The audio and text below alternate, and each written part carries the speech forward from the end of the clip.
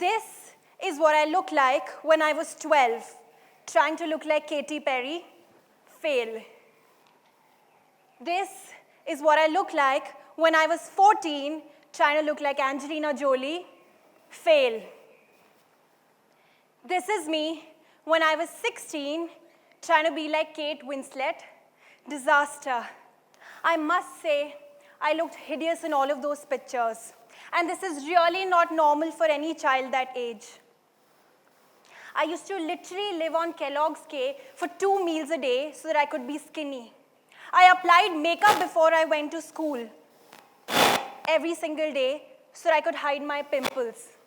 I wanted to be fair, slim, and beautiful. I did get a lot of acceptance from my peers. However, I must confess that I wasn't a normal child. That's my mother, ladies and gentlemen. And being her daughter came with a lot of pressure from the society in general. Most of my relatives were often comparing me to her and told me that she was much prettier than I ever could be. She looks much older now, and that's a bit of a relief. The way beauty has been defined by media is fixed, and it is nearly impossible to achieve. Millions and billions of boys and girls around the world are told that they need to look a certain way. It includes tall, slim, and fair for girls, and tall, handsome, and rugged for boys. And so many youngsters these days are trying to live out to that image so that they're able to be accepted and liked by their peers. I was having a conversation with my best friend Arya about a month ago. And I was telling her that what a relief it is to not get waxing done in winters. She agreed. And then she began to tell me about this woman in admiration who does not get her waxing or her upper lips done. I asked her, why would she not? She said, who defines that women are not supposed to have hair? And if they're not supposed to have hair, then why do we have them at all? I had no answer. In fact, I still don't. I want you all to just look around this room. Now just think about 5 people who you're close to. Imagine that 4 out of those 5 people you just thought of suffer from low self-esteem. 3/4 of the world suffers from some degree of lacking self-esteem, and this is 9 out of every 10 people in India. Self-esteem and thinking highly of yourself has become such a task for the generation these days. So what is this self-esteem that I'm talking about, and how is it linked to thinking highly of yourself? Self-esteem is equivalent to self-worth plus self-competence. To simplify it, it means how worthy do you think you are, and how well do you think you're doing in your career and education in general. Over the last span of 2 years, I've interviewed thousands of students. And I astoundingly found a commonality between what each one of them had to say. All of them believe, or rather most of them believe, that they need to accomplish much more in life than what they currently have.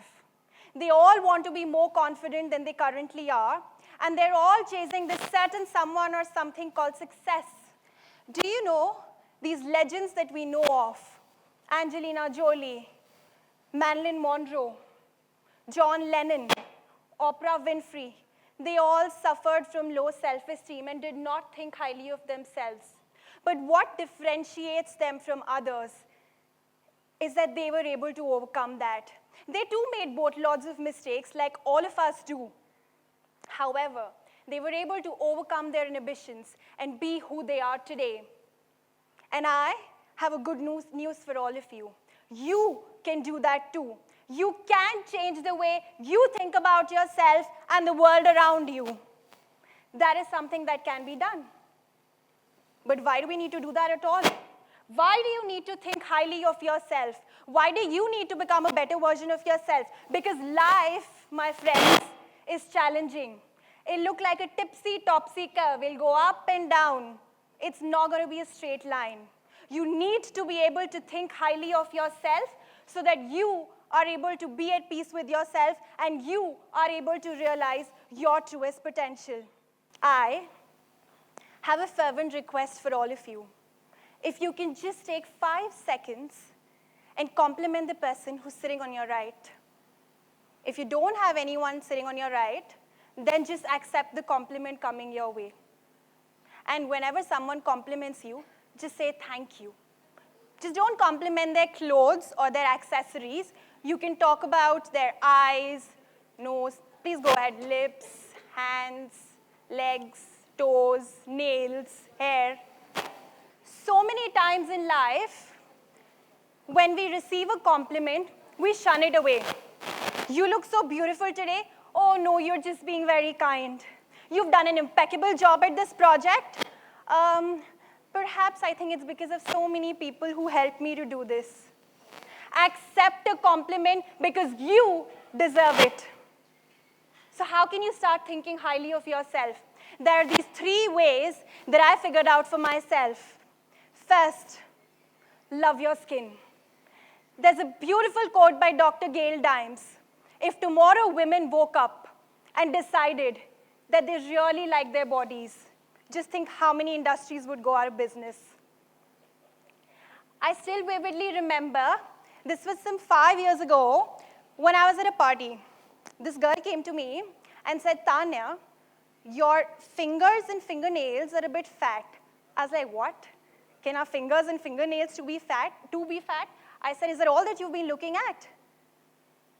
When I look at it today, I realize that perhaps my fingers and fingernails are not as slender as they show in advertisements, but I'm grateful that I have them.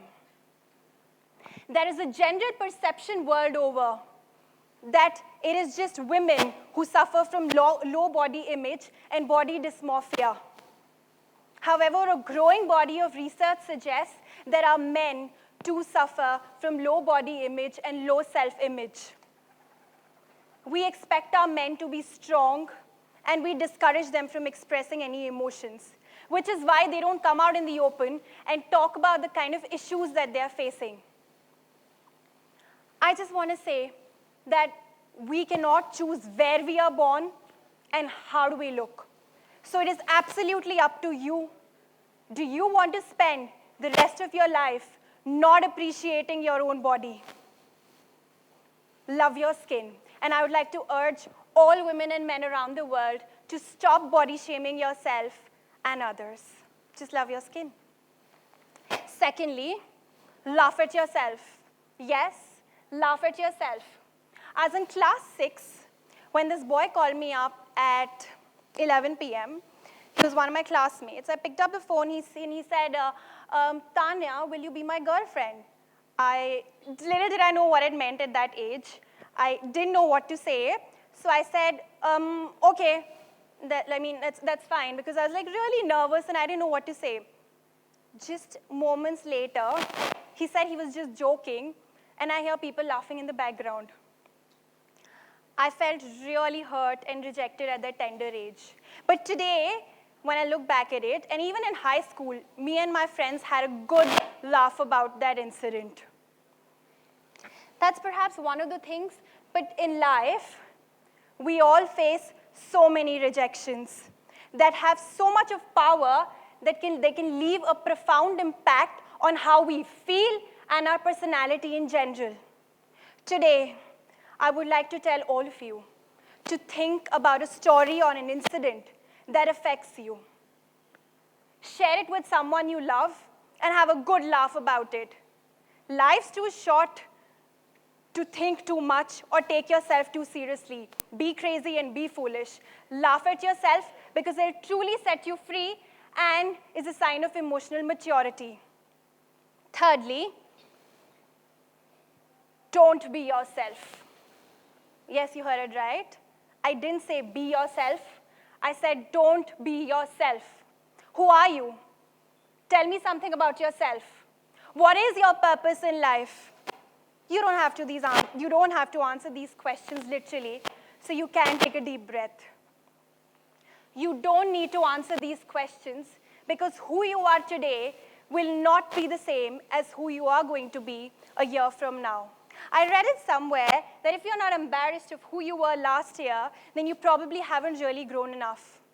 I still remember I was 18 and had just entered university.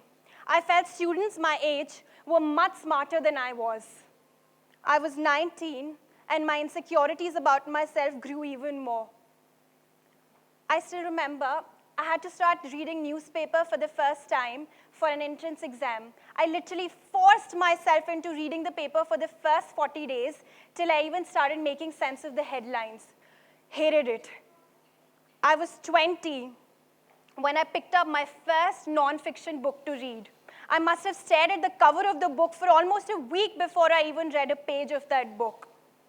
Today, ladies and gentlemen, I'm a natural and an avid reader. My day starts and ends with reading news on the app. Conversations with my father are primarily about elections and politics. I also want you to ask yourself one question, that when is thinking highly of yourself not justified, and when is it wiser to criticize yourself? A lot of times, our low self-esteem makes us believe lies about ourselves. It makes us believe that either we are not capable of growing or we don't deserve to grow. And just because we are so busy guarding our own self-esteem that we are not able to realize our potential and are overlooking our shortcomings and weaknesses. You can be whoever you want to be. If I'd fallen for the trap of being myself, I would have never dreamt of creating a world that's more inspired, informed, and intelligent, along with so many young students around the world who've joined the movement. Don't make "this is who I am" an alibi for change and learning. I am a million different people from one day to another. I cannot define myself because I am living my life one day, one moment, and 1 year at a time. So ladies and gentlemen, don't be yourself, be your better self. If you can love your skin, laugh at yourself, and be your better self from now onwards, you would have increased your self-esteem at least a tad bit more. Change, learning, growth, passion, self-esteem, self-confidence, they all stem from within. We all have this gift called life for I don't know how long. For however long we do, don't waste it by not loving yourself and those around you. If you can truly admire imperfections and imperfections of others, if you can love yourself and think highly of yourself, the world will fall in love with your soul. I'm going to end this with one of my favorite quotes in Hindi that really motivates me every single day. It goes like, खुद को कर बुलंद इतना कि हर तकदीर से पहले खुदा तुमसे खुद पूछे कि बता तेरी रज़ा क्या है, which loosely translates to, make yourself so fierce and so strong that God has to ask you, what is your wish before any destiny? Thank you very much, ladies and gentlemen. Shukriya.